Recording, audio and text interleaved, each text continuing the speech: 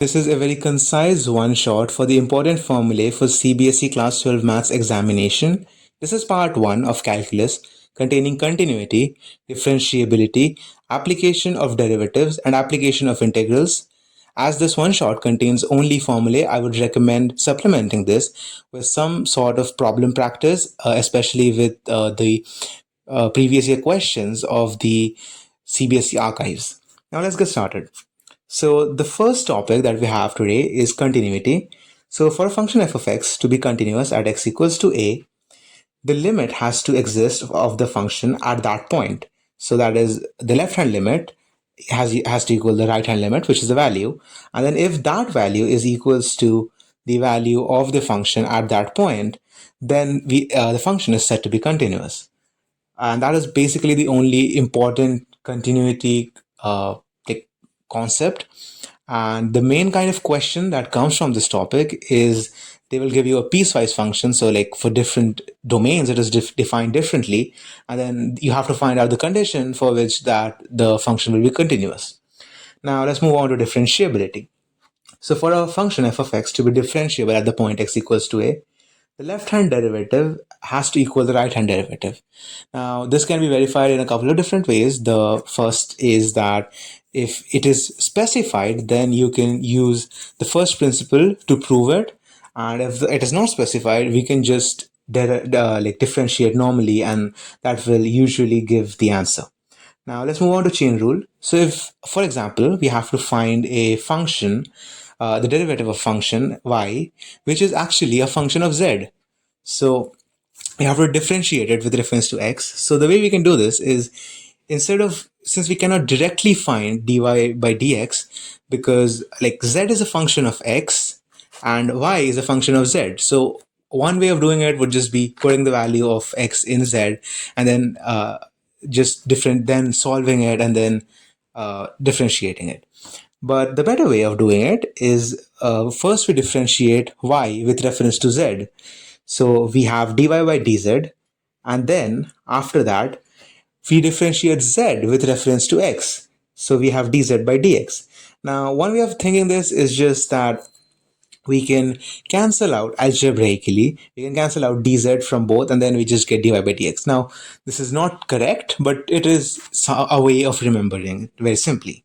So for an example, we can calculate ddx of ln of sin x. Since we cannot differentiate directly, here ln is like the function which is y, and it takes the value z.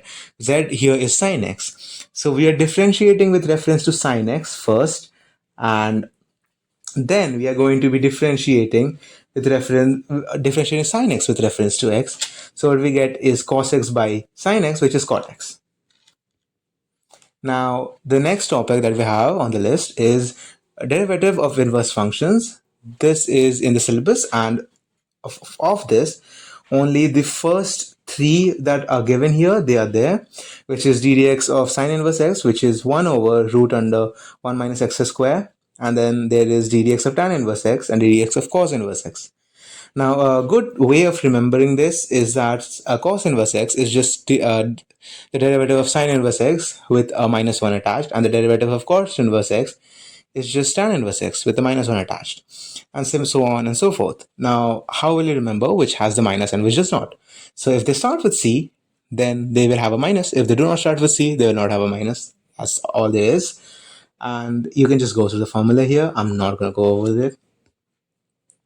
The next thing that we have in the syllabus is exponential and logarithmic functions. The exponential function is the inverse of the logarithmic function and vice versa.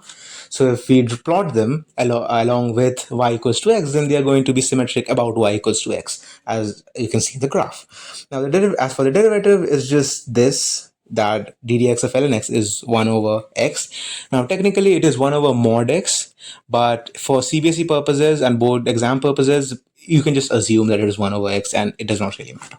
Similarly, ddx of e to the power x is e to the power x. We all know that. And as for what if you have log base ax, then it can be a little complicated, but you can just simply divide it and like change it into natural logarithm. So log base ax is equals to ln x by ln a. So now you can just derive it, and it would just be 1 by x ln a. You can solve it out on paper. I'm not gonna do it. Now, this is a pretty important topic, which is derivative of parametric functions. More than just this first derivative of parametric functions, what is more important is the second derivative of parametric functions. So for the first derivative, it is very simple. So let's say that y is equals to is a function of t, which is f of t, and x is a function of t as well, g of t. So the way we can write dy by dx is equals to f dash t is the derivative of f divided by g dash t, the derivative of g, and that's all there is. Once again, this is wrong, but you can think of it like this: that dy by dt divided by dx by dt. So the dt's are algebraically cancelling out, so you can just kind of cancel them out, and you end up getting dy by dx. Now this is, once again, as I said, incorrect, but you can think of it like that.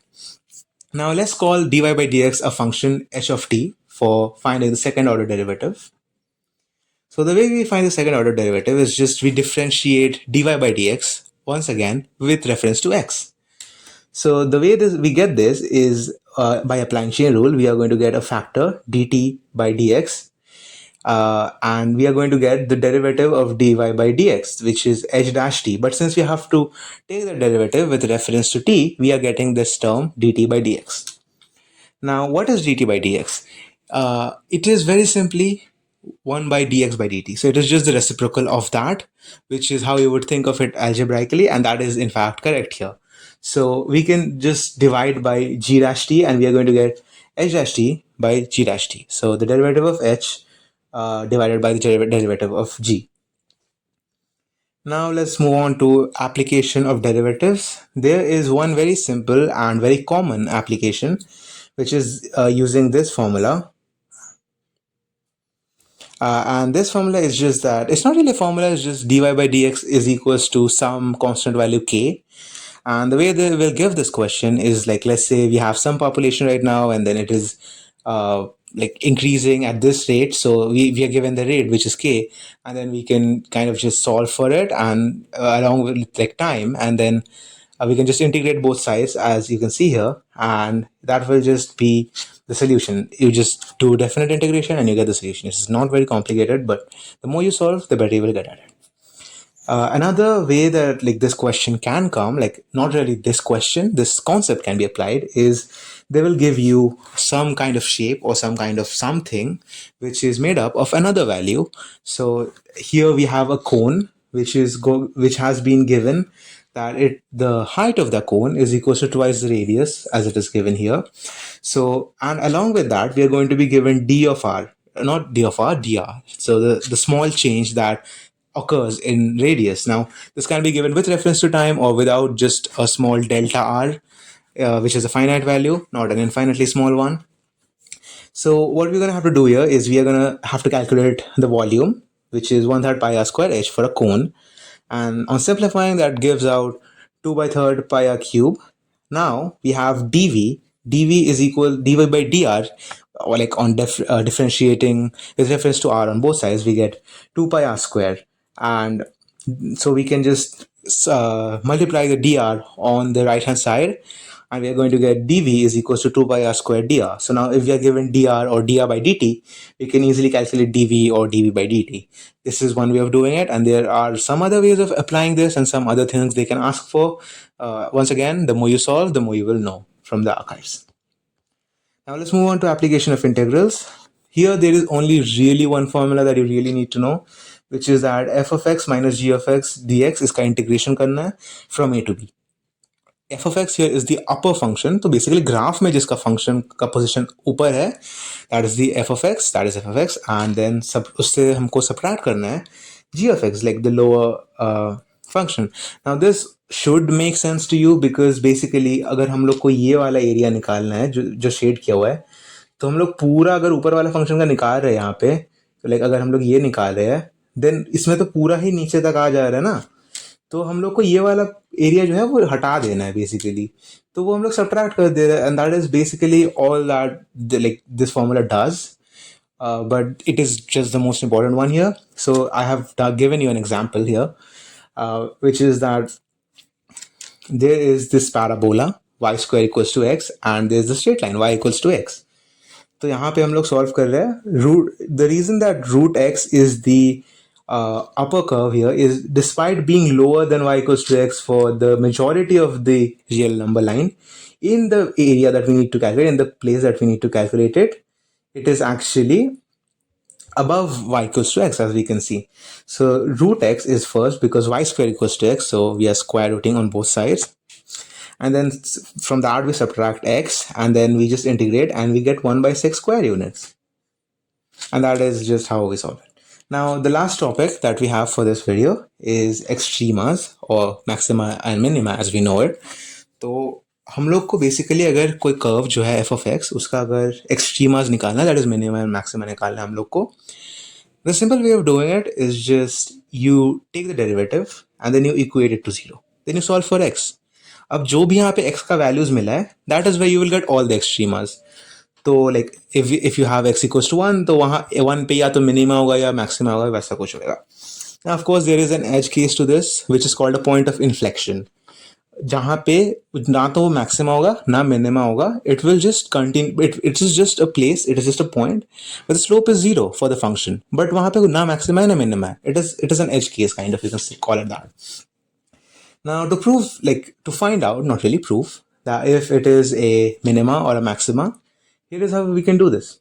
तो पहले let's in graph 1, let's say हम लोग left से आ रहे हैं, तो in the first case we have a negative slope because like as you can see the tangent has a negative slope, so we are coming from a negative slope and हम लोग जा रहे हैं एक positive slope में. And in this case as you can see from negative to positive हमको क्या मिल रहा है, minima मिल रहा है. Negative to positive gives us a minima. So this is this is called the first derivative test. And similarly अगर हम लोग positive से negative जा रहे हैं then we are going to get a maxima. तो ये जो बस याद रखना है कैसे करना है, और you can just really even figure this out in the exam hall, though I would not recommend it. It is a very simple topic.